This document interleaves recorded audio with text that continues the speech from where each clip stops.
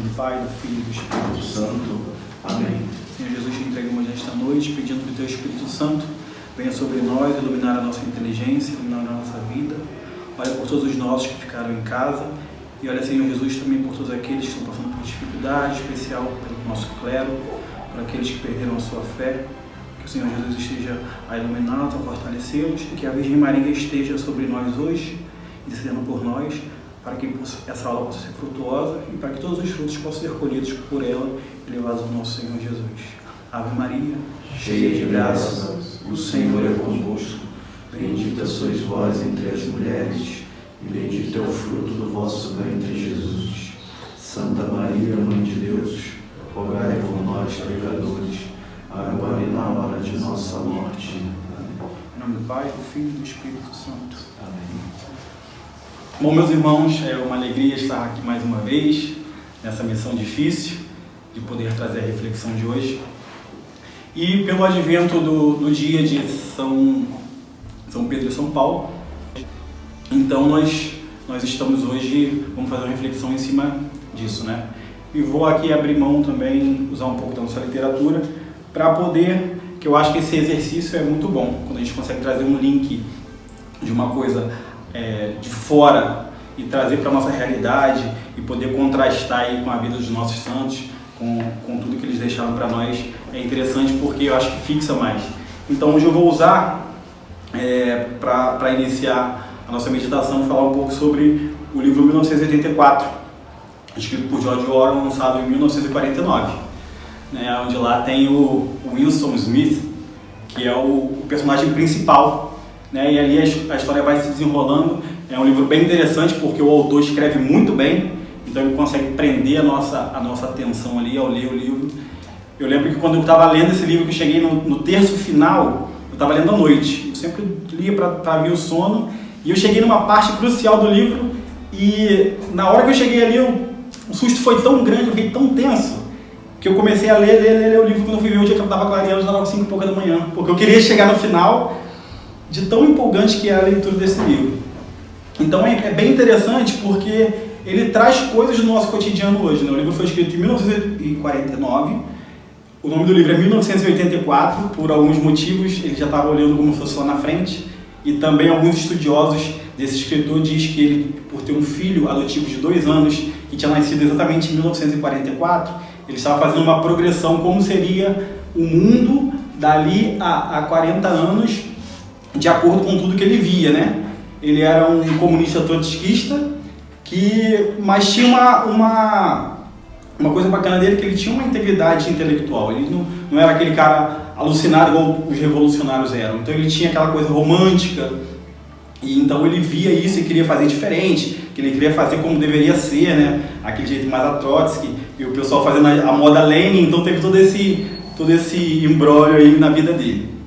E esse livro é muito bem escrito, e o que eu quero trazer dessa reflexão para nós hoje é que neste livro ele mostra que o partido tinha 4 ministérios.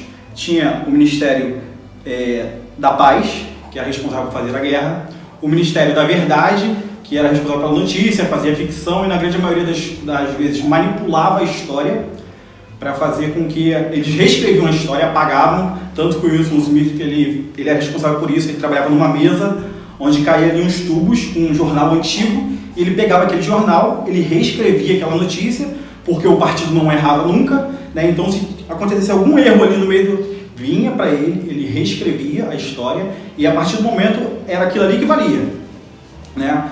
E tinha também o Ministério da Pujança, que era responsável pela economia. Eles racionavam tudo, né? Tudo ali era dado pelo partido, tanto o gin, quanto o cigarro, quanto a comida. Então os membros do partido externo eram sustentados dessa maneira. Tinha os membros do partido interno, que eram aqueles caras que tinham poder, né? Que a gente vai ver que tem um personagem, e tinha um outro ministério. Eu falei do Ministério da Paz, falei do Ministério da Verdade, falei da Pujança, e tinha o Ministério do Amor. O Ministério do Amor é aquele que torturava e perseguia, né? Então, se a gente parar para ver, é bem parecido com o que a gente vive hoje, né? Essa loucura onde a verdade virou mentira, a mentira virou verdade, e isso aí faz parte do nosso dia a dia, né? Nós que tentamos remar contra a maré, a gente luta, a gente vê isso o tempo inteiro. Então, é muito real para o que a gente vai também trazer hoje. Porque o também que é muito interessante nesse livro é que ele tem o slogan do partido, né? Que fala: guerra é paz, liberdade é escravidão, ignorância é força. Então você vê o contraste aqui e as aberrações, né? Então promover a guerra é a única maneira que eles tinham de estar em paz.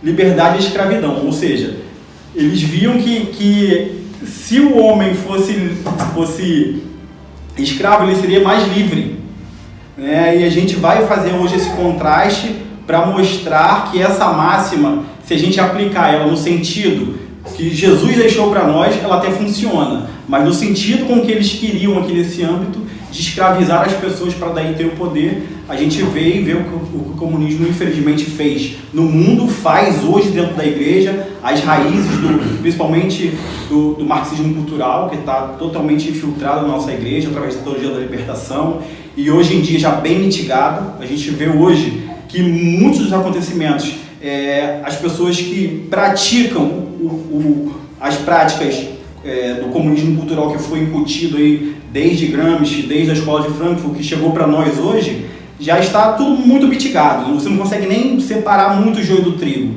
né? É muito difícil você ir numa paróquia, hoje numa comunidade, onde essas coisas não estão infiltradas. Você percebe nos atos, nos gestos, nos cantos, na forma com que a liturgia é feita. Então, infelizmente, isso tomou parte, né? Alastrou-se aí em menos de 100 anos, a coisa andou muito, e nós estamos aqui exatamente para remar contra a maré, para tentar trazer a tradição, voltar à tradição, rezar o nosso terço em latim, ler os santos, ler os padres da igreja, ver lá a igreja na origem como era. A gente tem uma riqueza enorme, principalmente se a gente for estudar hoje sobre São Pedro e São Paulo. Se a gente não pegar a patrística para a gente ler, a gente não consegue avançar muita coisa. Se a gente for ler só os escritores novos, muita coisa já se perdeu. Então, é necessário esse momento de a gente estar aqui, é necessário esse tipo de informação e também nossa busca diária, porque tudo que a igreja deixou para nós nesses 2000 anos é um tesouro inesgotável, né? Não tem um especialista, um cara que estude mais, né? Aqui no Brasil, uma pessoa que eu me identifico muito, que eu gosto muito, que eu vejo que é um intelectual, que eu confio muito, o Padre Paulo Ricardo. E se você for ver, ele não tem 1/1000 do conhecimento que a Santa Igreja tem, porque são 2000 anos onde muitos doutores, muitos santos e muitos leigos, né, que nós não conhecemos, né, não chegou para nós, estudaram, trilharam, buscaram teses, buscaram a verdade, não se conformaram com a mentira e buscando, acima de tudo, nas Sagradas Escrituras, a confirmação de tudo isso, né? O legado que Jesus nos deixou através dos apóstolos, que nós professamos aí no nosso credo.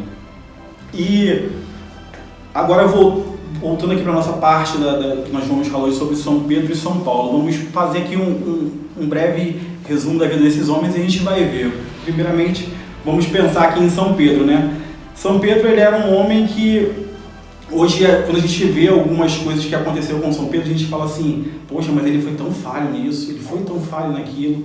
Se você para ver desde o primeiro momento onde o irmão dele, André, que era discípulo de São João Batista, convidou, falou: vinde vede o mestre, porque quando João Batista apontou, eis o Cordeiro de Deus que tira o pecado do mundo, ele estava mostrando a quem eles deveriam seguir a partir daquele momento. Então André foi o responsável de levar São Pedro a Jesus, e a partir dali ele então o conheceu. E a primeira coisa que Jesus falou para ele é: Pedro, larga as tuas redes, que a partir de hoje você será pescador de homens.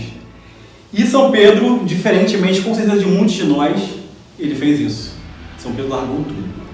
Ele tinha mulher, ele tinha uma família, ele trabalhava por conta própria, afinal de contas ele era pescador. Então, ele deixou tudo aquilo para seguir um homem que ele praticamente acabou de conhecer.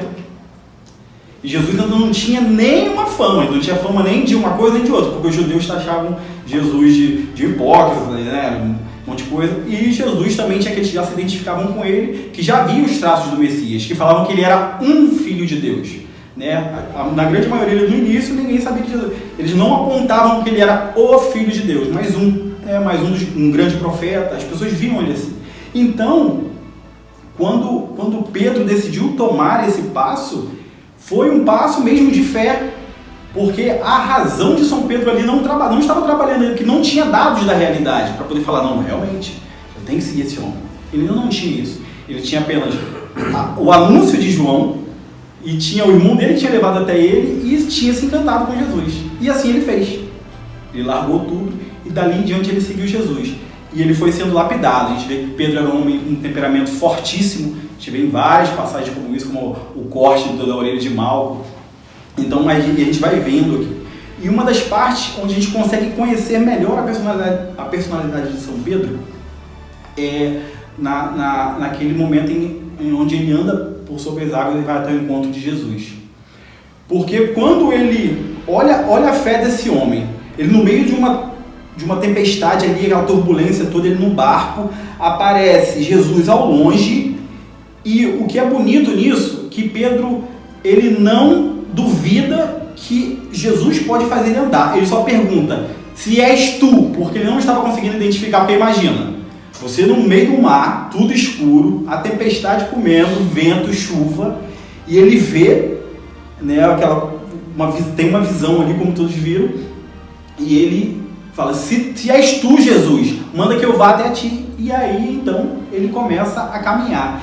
E quando ele tem o olhar fixo em Jesus, onde a fé dele está sustentando, ele anda muito bem. Quando ele começa a prestar atenção no que está ao redor, na tempestade, o que acontece é a hora que ele começa a afundar. E isso é a grande máxima da vida de São Pedro, que a gente vai ver isso transpassando por toda a vida dele até a sua morte. Por quê?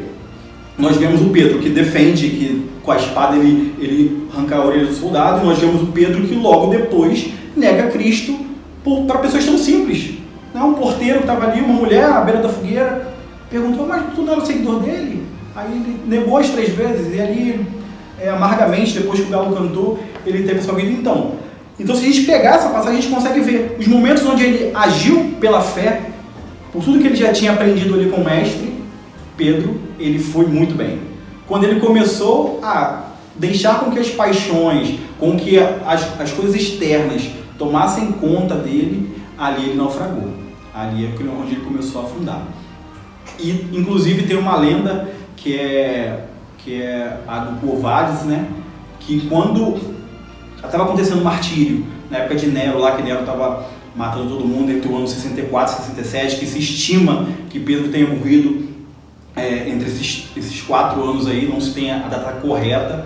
Antes pensava-se que Pedro tinha sido morto no mesmo ano que Paulo, agora já não se sabe, porque um foi morto no local, né, na Via Ápia, e o outro foi já na Via Ostense.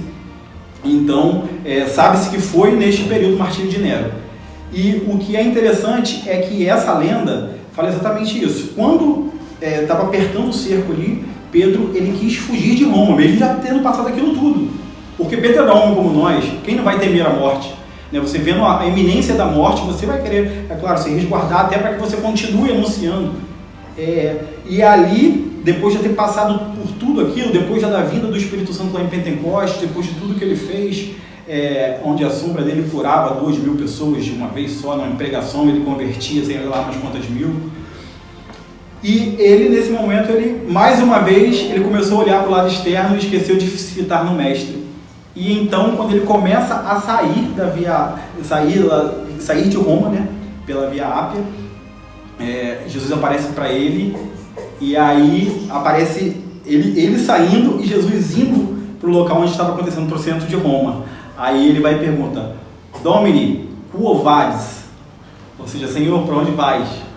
Aí Jesus fala, eu vou voltar para Roma para morrer mais uma vez por você, Pedro. E ali cai a ficha mais uma vez e ele volta para Roma e ali ele é decapitado. Né? Então é esse homem. Cabeça para baixo. Decapitado foi porque os cristãos, porque os que não eram romanos, não tinham esse privilégio de ser decapitado, né? Uma morte rápida. Ele foi crucificado de cabeça para baixo, porque ele viu que ele não poderia ser igual ao mestre. Muito obrigado, Leandro. E aí ele volta para ser crucificado. E mais uma vez dá a prova de amor, que ele pede para ser crucificado de cabeça para baixo, que ele nem de perto ele poderia se igualar à morte de nosso Senhor Jesus Cristo. E esse é Pedro, né, que sirva para nós de lição, né, a partir do momento em que nós temos os olhos fixos no Senhor, a nossa vida vai andar. né? Claro, com muita dificuldade, né? Como andar realmente numa tempestade. É fitar no Senhor e deixar o vento te balançar e deixar a chuva bater na cara, porque é disso que é feita a vida de um cristão, né? As dificuldades elas vão surgir o tempo todo, principalmente quando você quer ser fiel. Porque a partir do momento que a gente está dançando conforme a música que todo mundo está dançando, tá bom, né? Mas a partir do momento que a gente bate o pé e fala que vai ser diferente, por amor a Deus, por amor à igreja, por amor à nossa família, as coisas têm que se apertar. Né? A outra figura que nós vamos trazer também para a conversa de hoje é São Paulo, né? São Paulo, aquele homem que desde muito pequeno ele foi lapidado para ser um grande mestre, né? Ele é da escola de Gamaliel, onde foi confiado desde a sua terra infância para estudar, e dali ele teve todo o arcabouço intelectual para ser esse mestre. E Paulo, ele já diz lá no Atos dos Apóstolos que ele esteve no martírio de Santo Estevão. Inclusive ele segurou as roupas, como ele era muito novo ainda naquela época, ele segurou as roupas daqueles que tiraram a roupa, aquelas roupas muito grandes, né? Então até para atacar pedra era difícil. Então narra ali nos Atos dos Apóstolos que ele foi aquele que ficou segurando ali as vestimentas daqueles que apedrejaram Santo Estevão. E a partir dali ele começa a perseguir cristãos, e ele tem a permissão do sumo sacerdote para poder continuar aí a sua caçada. E então, nesse caminho de Damasco, né, ele acaba caindo do cavalo e ficando cego quando Jesus aparece para ele. E a partir dali, então, a coisa começa a se travar, e aí é muito interessante, que é onde coloca por terra muitas das teorias dos protestantes, que quando Jesus fala para ele, pergunta: Saulo, Saulo, por que me persegues? Né? Aí os nossos irmãos, infelizmente, eles não se atentam a isso, porque Jesus já tinha morrido, ressuscitado, já tinha sido ascendido ao céu. E então Paulo estava perseguindo os cristãos, logo estava perseguindo a igreja. Como Cristo e a igreja são um só, então Jesus disse para ele: por que me persegues? E então, a partir dali, Saulo, ele ficou recluso, ficou lá no cantinho dele. Ele recebeu então a visita de Ananias, que o batizou, e a partir dali, da infusão do batismo, ele começa a ser um novo homem. E o que é bonito ver na história de São Paulo é que ele tem, depois do batismo dele, ele vai, fica 15 dias em Roma, e depois ele se retira e fica 10 anos estudando e rezando, para depois começar o seu apostolado. Né? E isso nós temos muito que aprender com São Paulo, que às vezes é preciso. Como eu não queria estar aqui na frente, eu gostaria muito de estar sentado aí, mas pela necessidade eu estou aqui, porque eu queria fazer como São Paulo, né? Absorver, ter quem trouxesse para nós todo esse tesouro da tradição da igreja, para depois estar aqui falando, né? Mas como Deus quis contar conosco, né? Como eu já disse aqui antes de começar a aula, por falta de ter melhores mais capacitados do que nós, aqueles que estão aqui para dar a cara a tapa, nós aqui estamos. Então, São Paulo fez tudo isso, e depois não preciso nem dizer, né? Deixou todo esse legado para nós aí. É o apóstolo dos gentios, aquele que no primeiro concílio bateu o pé pela causa onde Pedro e alguns defendiam que a coisa deveria ser feita através do povo judeu. Então Paulo, o apóstolo dos gentios, disse que o batismo é para todos, né? E ali eles entraram em acordo, é claro, com a palavra final de Pedro, que é a cabeça da igreja. A partir dali, a igreja então foi aberta para todos, e Paulo saiu em missão para poder levar a boa nova aos gentios, né? E agora trazendo, né, a vida de São Pedro e São Paulo, e a gente fazendo esse contraste, principalmente aqui, quando a gente fala lá do 1984, da liberdade à escravidão, a gente consegue perceber que só é livre aquele que se torna escravo por amor. Para ter a plena liberdade, a gente precisa abrir mão dessa liberdade fútil que o mundo diz que é, né? Que para hoje as pessoas acham que para ser livres elas têm que fazer sexo com o que elas pensarem, não tem nem mais com quem, agora é com o que, porque infelizmente banalizou tudo, né? Com objetos, com animais, com qualquer coisa que você pensar. Acham que liberdade é você ter o máximo de dinheiro possível, que isso vai te dar um certo poder. né? E infelizmente, cada vez mais o ser humano ele é escravo. Ele é escravo do sistema financeiro, ele é escravo do trabalho, ele é escravo do status social, porque simplesmente as pessoas não conseguem mais ter o seu posicionamento pessoal.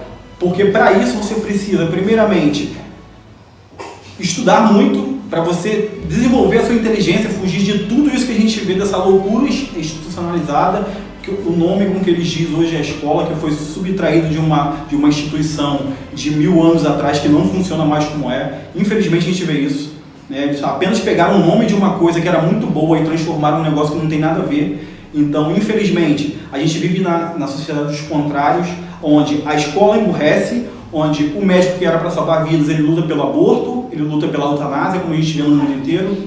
A gente vê o professor que doutrina o tempo todo para emburrecer realmente o aluno, e a gente vê o tempo todo. Então, as pessoas cada vez mais, quando pensam em liberdade, elas estão sendo cada vez mais escravos, porque você vê, a gente olha para a nossa sociedade, a gente vê o que uma greve de caminhoneiros eles fizeram com a sociedade, e onde que tem liberdade nisso? Me diz, se a partir do momento que uma classe parou e você não consegue mais ir e vir, porque tudo hoje em dia é carro, você não tem gasolina no seu carro, você não anda, você não consegue se alimentar porque você está acostumado a ir lá comprar uma carne na bandejinha, tudo em saquinho, tudo prontinho, botar no seu micro-ondas, esquentar e comer. Então, é provado por A mais B que não existe liberdade neste tipo de vida, neste tipo de sociedade. E que a única liberdade que nós, em meio a essa loucura, podemos ter é a liberdade de amar a Deus sobre todas as coisas e lutar para que a verdade realmente deixada por nosso Jesus Cristo, ela seja, ela ecoe pelos telhados e ecoe principalmente na nossa vida e na nossa família. Aí sim nós teremos a verdadeira liberdade. A liberdade que Pedro e Paulo experimentaram quando estiveram no cárcere. Porque eles lá, presos nas correntes, com um monte de soldado nas portas da prisão, eles cantavam hinos de louvor. E ali eles foram capazes de até fazer com que aquele homem que estava ali, responsável pela guarda, fosse convertido. E a partir do momento em que eles começaram a orar e cantar, que as correntes caíram, aquele homem botou a mão na cabeça, o que vai acontecer comigo? Esses homens vão embora, vão fugir. E ali ele foi tranquilizado porque eles continuaram ali. Mesmo livres, mesmo desacorrentados, com as portas caídas da cadeia, eles continuaram ali porque eles tinham entendido que a verdade que eles conheciam era aquela que liberta. Não, infelizmente, essa liberdade que a gente está acostumado a ver no dia a dia. E é isso que nós somos chamados na nossa vida, na nossa luta diária, a buscar. É a verdade que não passa. Né? Se a gente for, eu até separei, fui lá, busquei no dicionário Aulete, o significado de verdade, que é aquilo que corresponde à realidade, à exatidão. Né? A nossa sociedade, ela está vivendo num mundo irreal, surreal, distópico, né? Como aqui nesse livro, né? A distopia que a gente está usando hoje como parâmetro. Né? E infelizmente, cada vez mais, se nós não lutarmos pelos nossos e se nós não fazer com que essa verdade seja propagada, que é a verdade do nosso Senhor Jesus Cristo, aquele que trouxe para nós e que desvelou ainda aquilo que havia oculto ali no Antigo Testamento, nós não conseguiremos chegar aonde esses homens chegaram, né? Que é mesmo em meio à prisão. Um dado importante aqui, interessante da vida de São Paulo, que ele fala quando ele vai na primeira missão com Barnabé, porque imagina, 2 loucos no meio de um monte de pagão começar a pregar, falar o nome de Jesus, e ali eles foram apedrejados e largados lá porque pensaram que eles estavam mortos. Chegou a esse ponto. E a partir dali, quando ele voltou, ele se recuperou, e o que ele fez? Vamos de novo. E assim foi. Essa é a verdade que liberta. Essa é a verdade capaz de fazer com que homens comuns como nós sejam capazes de feitos tão grandes. Porque é como diz lá no Evangelho, aquele que descobriu uma joia no tesouro, ele fala, vende tudo que tem para comprar aquele campo. Isso é a verdade. A partir do momento em que nós a descobrimos, nós temos que fazer como no Evangelho. Largar tudo que nós temos, como Pedro fez, como Paulo fez, e ir atrás dela. Essa foi a reflexão de hoje, pedindo a Deus que possa nos dar a força nos dá a resistência necessária para continuar buscando a verdade e se inclinar a ela, por mais difícil que ela seja, né? Porque nós bem sabemos que depende disso para que os nossos, e aí todos aqueles que estão ao nosso redor, a nossa comunidade, aqueles que convivem conosco, também possam descobrir essa pérola preciosa que a gente aos poucos está descobrindo e está se encantando por ela. Louvado seja nosso Senhor Jesus Cristo. Para sempre seja louvado. Em nome do Pai, do Filho e do Espírito Santo.